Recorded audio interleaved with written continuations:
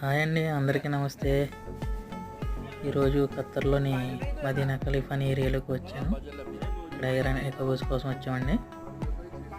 మనకి తందూరి రోటీలు అంటారు, అలాగే ఇక్కడ ఐరన్ కబోస్ ఉంటుంది అన్నమాట. ఇదేనండి ఆ షాపు.